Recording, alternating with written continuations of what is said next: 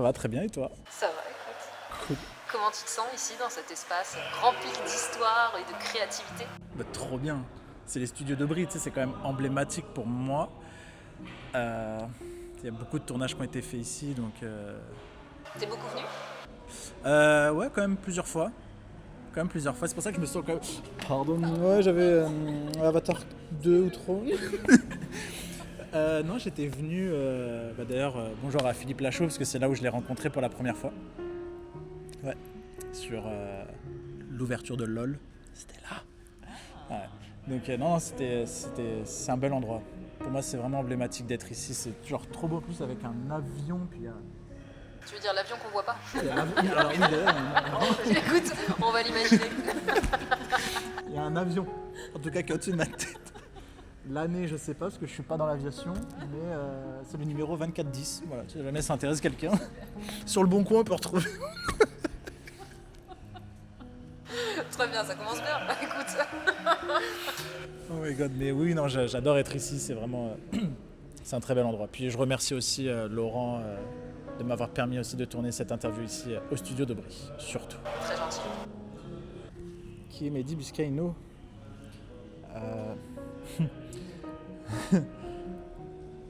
Je sais pas trop. Honnêtement, j'aime pas parler de moi. C'est gênant pour une interview. C'est très compliqué, oui, parce que c'est un peu le but d'une interview. Mehdi, qui c'est un petit bonhomme qui fait sa vie, qui se lève le matin, une personne très motivée. Oui, je me lève le matin. Pas le midi, t'es pas comme tout le monde. Pour moi, le matin, c'est 11h midi, d'accord? Ah, d'accord, ok. Un vrai intermittent, quoi, d'accord. Non, en vrai, je sais pas quoi dire. C'est très difficile, je trouve, de parler de soi-même. C'est juste une personne motivée qui aime le cinéma, qui aime la vie et One Life. Donc, je sais pas, juste je profite. Je vis ma vie. C'est une chaîne de télé, ça, je crois. Vis ma vie, non? C'est pas. C'est une émission, effectivement. C'est bien, tu fais de la pub. C'est gratuit. Non, une personne, je dirais, motivée, une personne pleine d'ambition par rapport notamment au monde du cinéma. Et puis voilà, c'est tout. Quand t'étais jeune, enfin plus jeune que maintenant du coup, avec tes frères, vous passiez beaucoup de temps à faire du roller. Exact. Est-ce que tu voulais en faire ton métier ou est-ce que déjà à cette époque, tu voulais être dans le cinéma? Alors j'ai toujours aimé le cinéma étant plus jeune. Comme vraiment dès que je suis né, je savais que... Enfin, je le savais. Oui et non. C'est que j'ai toujours eu cet amour pour le cinéma.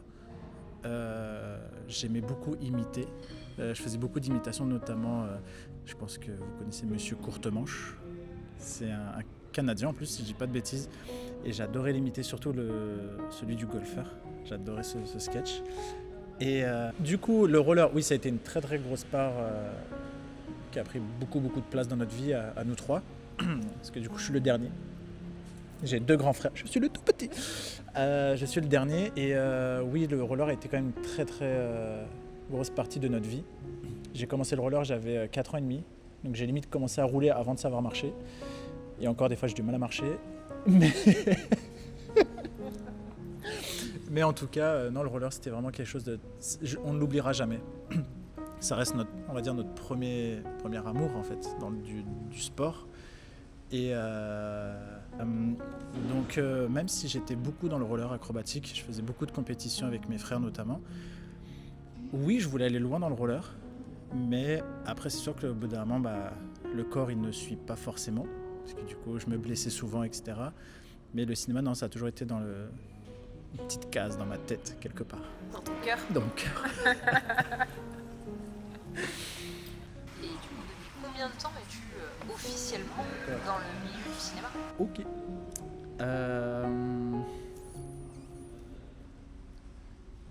Je sais pas trop. En fait, j'ai du mal à jauger. Le mec trop violent. De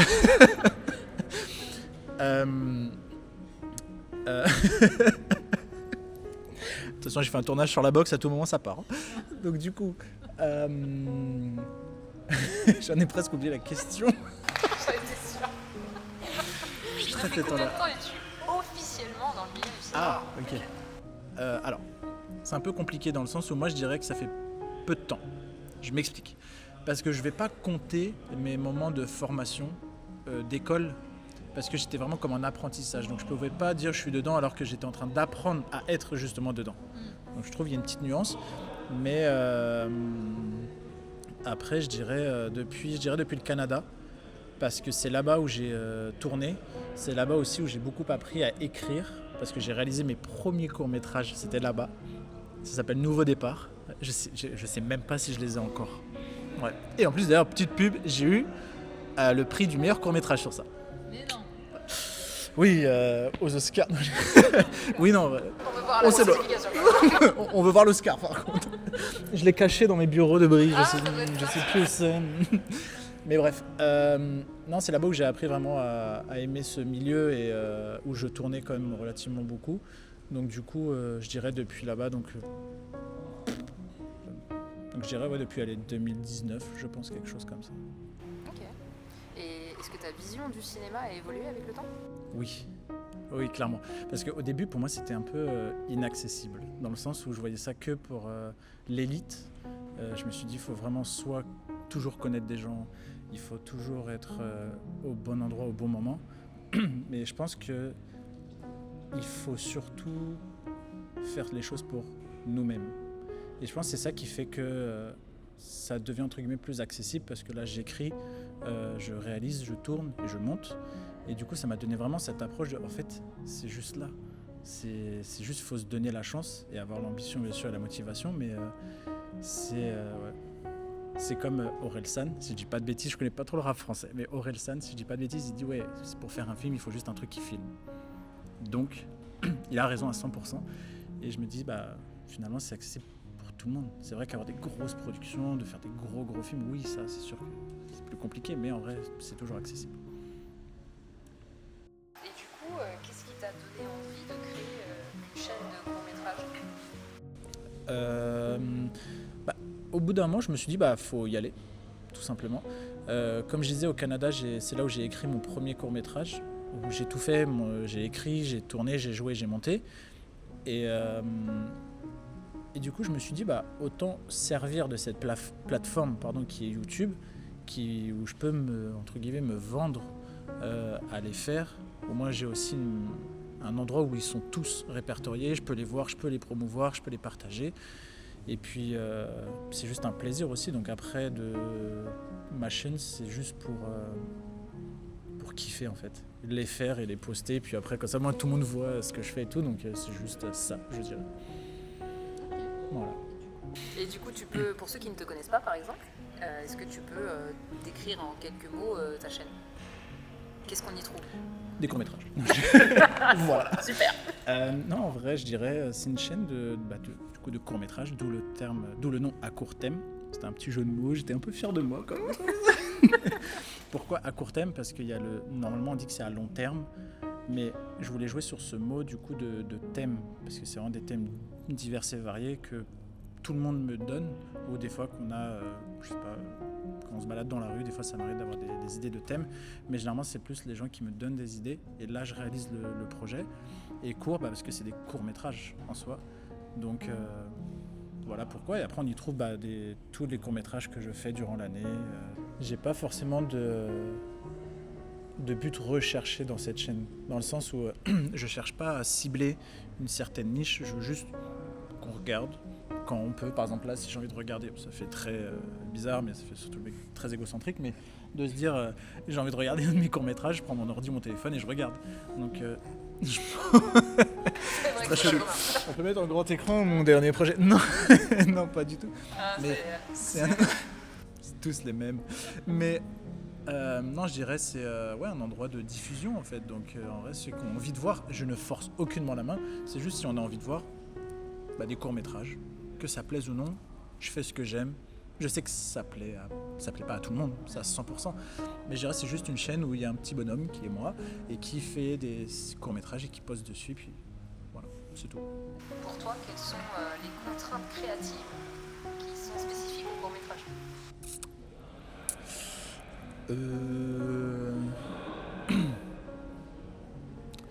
Je dirais les idées.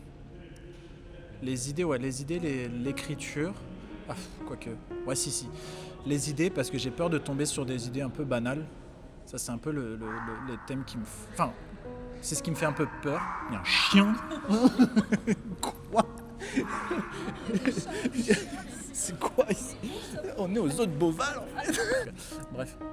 Je dirais c'est les idées de ne pas tomber dans un truc trop banal, trop basique. Et après, surtout de le développement, je dirais aussi. Parce qu'on peut pas... l'idée, c'est court-métrage. Donc si je fais un truc de 2 heures, ce n'est plus un court-métrage. Donc je dirais que si, par exemple, j'ai une idée que j'aimerais vraiment exploiter à fond, je peux pas. Il faut que je m'arrête à me dire, ok, c'est court-métrage, tu t'arrêtes peut-être à ce moment-là. Donc je dirais c'est l'idée et le fait de se stopper, je dirais. Comment naît une idée en toi? Il y a plusieurs... Moi j'ai plusieurs manières d'avoir des idées, dans le sens où soit mon vécu, tout simplement, de ce que j'ai pu vivre dans ma vie, des erreurs que j'ai fait dans ma vie aussi, parce que ça j'en ai fait beaucoup. Mais je dirais aussi des fois c'est dans la vie de tous les jours. Ça paraît très bizarre et très chelou ce que je vais dire, mais des fois ça m'arrive de voir une personne passer et je me dis mais cette personne-là, d'où elle vient? Pourquoi elle est là? Genre, c'est très chelou, mais des fois je vois une personne, que ce soit un petit, une personne âgée, une femme, un homme, un enfant, peu importe. En fait, dès que je vois cette personne, je me dis ok, donc je vais essayer de savoir et de lui donner aussi une vie, alors que ça se trouve rien à voir, mais je vais essayer de lui dire peut-être pourquoi elle est là, elle vient peut-être de là, elle va peut-être là, elle est peut-être comme ça. Et en fait, en fonction de la vie que je lui donne, je me dis ça peut être une idée. Et voilà, puis des expériences de la vie surtout. Je pense que ça, c'est un peu tous les réals, je pense. Ou des rêves, comme James Cameron qui a rêvé de Avatar. Donc, Pas tous les mêmes rêves, apparemment. oui, mais il y en a qui ont les moyens de les réaliser. Elle est là aussi l'affaire. Et puis des fois, c'est surtout aussi des amis. Bon, j'ai peu d'amis, mais le peu que j'ai, des fois, c'est vraiment quand je discute avec, que là, ça me donne des idées. Et puis, comme celui que j'ai fait sur la boxe, c'est celui qui tourne avec moi, Mehdi. Big up à Mehdi, qui m'a donné cette idée de la boxe. Oui, très bonne idée. Voilà. Question un peu plus technique. Si tu devais choisir une chose que tu considères comme étant le plus difficile, laquelle serait-elle entre écrire, tourner et monter? Je crois qu'il y a un bug. L'image n'est pas fichée. Erreur 404, petit T-Rex. Je sais que tu as une passion pour le montage, Ouais. une passion pour le tournage. Et une passion pour l'écriture. Mais du coup, qu'est-ce qui est le plus dur pour toi?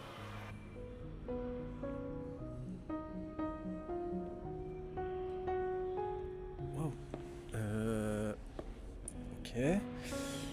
Ma prof de français, elle dirait que c'est l'écriture. Je dirais l'écriture. Je m'explique. Parce que l'écriture, tu pars de zéro. Enfin, généralement, on part de zéro. Sauf si on s'inspire d'un livre ou de quoi que ce soit, parce qu'on a déjà une trame. Mais je dirais de partir de zéro comme...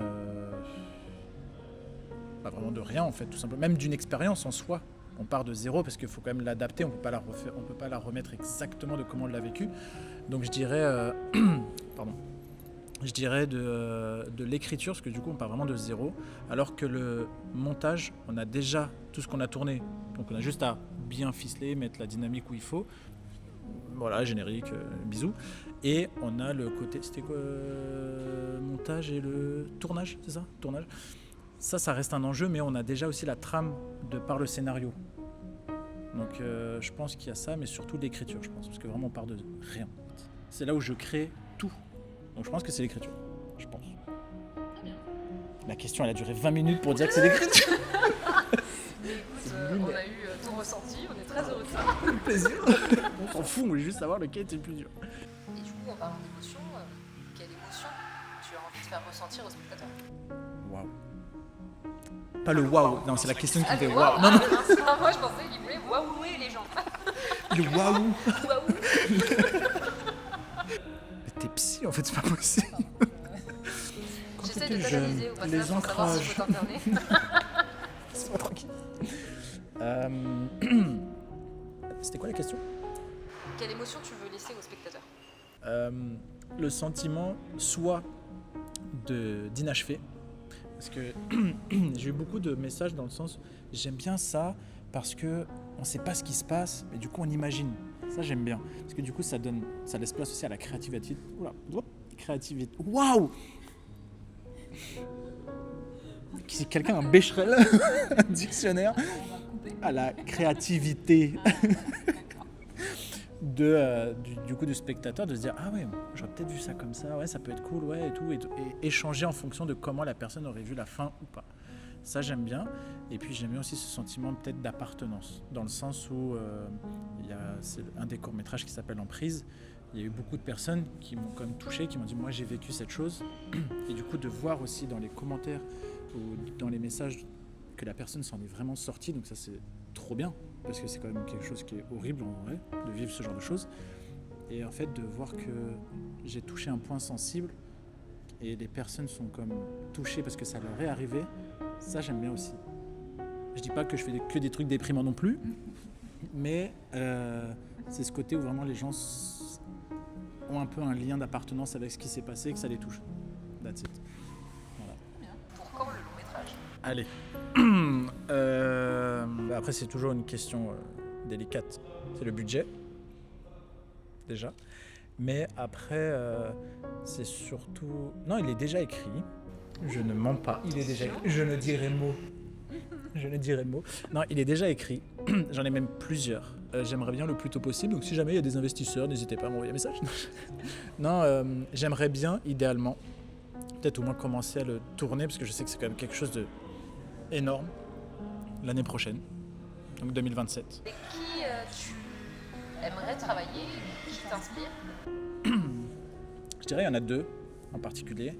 J'aimerais travailler avec tout le monde. Je suis pas non plus fermé en mode non, je sais de la personne. Avec qui aimerais-tu travailler? Ok. Qui t'inspire? Ok, donc je dirais il y a Tom Hanks et Jim Carrey. Donc je pense que Jim Carrey, ouais, pour peut-être un film super drôle, j'aimerais vraiment ça. Et Tom Hanks, c'est vraiment pour le côté, je sais pas, il dégage quelque chose dans le Terminal ou dans Forrest Gump, dans plein de choses, ouais, j'aimerais bien, mais... Donc on peut dire que ce sont des personnes qui t'inspirent. Oui. Mais après, je vais pas mentir, il y a une autre personne qui m'a beaucoup marqué. Et c'était mon prof de théâtre. Oui. Il a fait beaucoup de choses pour moi. Il s'appelle Guillaume Lefort. Et c'est une personne que je porte énormément dans mon cœur. Pourquoi ? Parce que c'était Acting International. C'est vraiment une personne qui a été très brutale, mais dans le bon sens. Pas dans le bon sens, il a été très brutal à me dire Mehdi, c'est pas comme ça, Mehdi, respire comme ça. Il a été vraiment très très cru, mais qui m'a vraiment permis d'évoluer. Et honnêtement, je lui dois beaucoup parce qu'il m'a motivé. Et puis j'adorais vraiment ce prof, c'est vraiment une personne que je porte beaucoup dans mon cœur. C'est très rare que je porte les profs dans mon cœur. Ouais, c'est ça. Mais Guillaume Lefort, d'ailleurs, si tu vois la vidéo, big up. Mais je pense que c'est vraiment ce côté où, comme il disait, il faut se faire violence. Il disait beaucoup ça. Et cette personne m'a beaucoup... quand j'y pense, honnêtement, ça me fait quelque chose, parce que je l'aime beaucoup, ce prof. Mais ouais, il m'a beaucoup aidé. Vraiment beaucoup. Petite transition, du coup, avec la qualité de ton professeur, mais quel a été le pire conseil qu'on t'ait donné dans le cinéma? Dans le cinéma, Arrête. pas dans la vraie vie. Dans le cinéma. Est-ce qu'à un moment donné, on t'a déjà donné un conseil? T'as essayé de le suivre, mais ça a capote? Ou est-ce que jusque-là, t'as eu que des bonnes étoiles, comme d'habitude?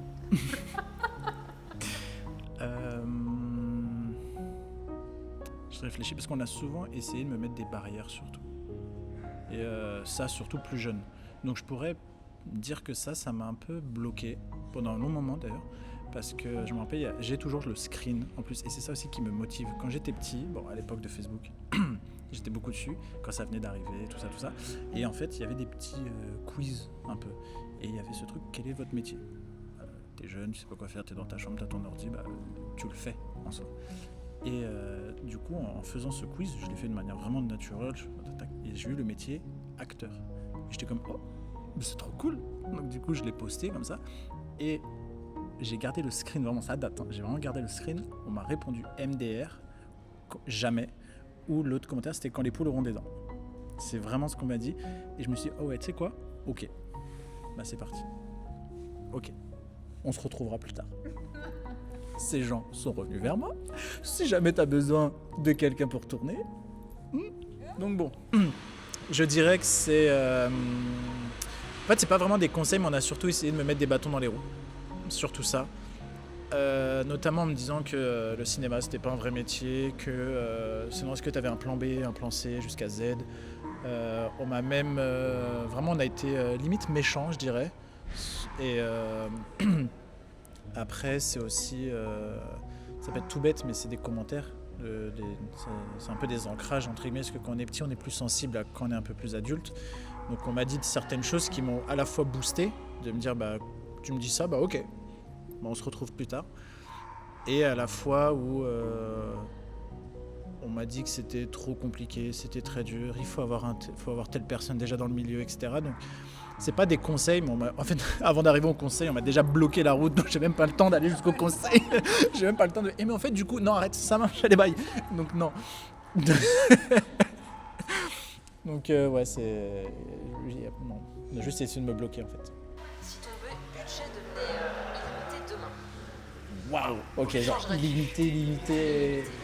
Waouh. Ok. Et c'est quoi la suite ? Que changerais-tu ? Changer sur... Sur ce que tu tournes déjà ? Ah. En premier. On va rendre difficile encore plus. Waouh. La première chose pour laquelle tu investis, entre guillemets. Bah, je pense que ça, c'est tout le monde dans le matériel, je pense. Après, peut-être pas forcément parce que j'ai quand même un bon matériel, je trouve. Mais je pense que ce serait les lieux de tournage pour donner encore plus de vie, plus de sincérité et plus de réalisme surtout. Donc je pense que ce serait avant tout d'avoir vraiment... Bah, c'est compliqué ta question parce que du coup c'est une chose. Faut choisir. Aïe aïe aïe. Je dirais ouais, les lieux. Quel cliché sur les réalisateurs te correspond un peu trop ? Je vais le voir. Ah, la fuite apparemment. La fuite. C'était des vraies questions. Hein. C'est quoi ça ? Bah pardon, j'ai travaillé, tu vois. La dépression du coup. Je sais pas en vrai, je connais pas trop en vrai les clichés qu'il y a sur les réals. Moi j'ai juste envie de kiffer ce que je fais, j'ai pas envie de tomber dans des clichés dans le sens où j'entends, parce que j'ai quand même fait pas mal de tournages et j'entends qu'il y a eu des réals qui étaient très, pas méchants mais qui parlaient un peu mal avec tout le monde, qui étaient très crus.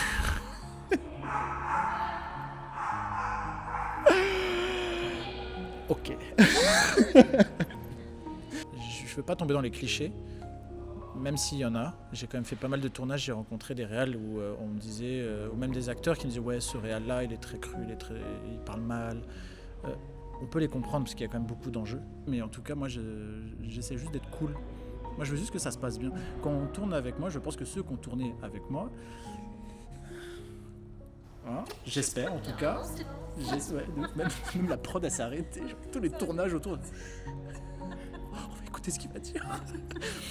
Je pense que ceux qui ont tourné avec moi, j'ai toujours eu des bons retours parce que je veux rapporter ce côté humain pendant un tournage où ça se passe bien, on rigole. Oui, on n'a pas de temps, certes, mais j'ai une première assistante réelle qui est vraiment au top, qui sait dire les gars, on n'a pas le temps. Okay. Tu veux dire que c'est elle le cliché de réal ? Non, je pense que c'est non, en vrai, je pense que je veux juste que ça se passe bien, chill, c'est tout. Faut pas se prendre la tête, le milieu du cinéma c'est de l'échange, c'est ce partage. Donc pourquoi mettre trop de pression sur ça alors que c'est le cœur même de cet art, c'est un art, c'est quand même le 7e, c'est pas pour rien. Donc je pense que puis ça représente la chance, ça représente quand même beaucoup de choses. Donc je pense qu'il faut juste être humain dans ce milieu. C'est archi beau ce que je viens de dire par contre. Je suis trop fier de On va rester là-dessus. On n'aura pas une meilleure fin. ce micro. Bon, anyway. Et donc du coup, non, je veux pas tomber dans ce cliché, je veux juste être une personne cool, je veux que ça se passe bien. Et même dans les métiers que j'ai fait à côté, je sais qu'on m'a dit que j'étais quand même très humain. Notamment quand j'étais manager, je savais que j'étais très proche de mes équipes, de mon équipe. Donc non, je reste là-dessus. J'ai pas envie d'être... je veux pas mal parler. Des fois ça peut m'arriver, hein, mais c'est juste que c'est soit l'émotion, soit je sais pas. Mais je veux juste être cool. Juste que ça se passe bien. Le chien prend toute l'attention. Et toi, petit chien? Parce qu'il est de la vie. Bien. Allez. Donc en vrai, non, juste kiffer et pas tomber dans les clichés. Voilà. Bah écoute, merci Mehdi pour toutes ces confessions. Avec plaisir. Voilà, c'est tout. Et puis bah on se revoit très vite. Bah ouais, espérons. À bientôt.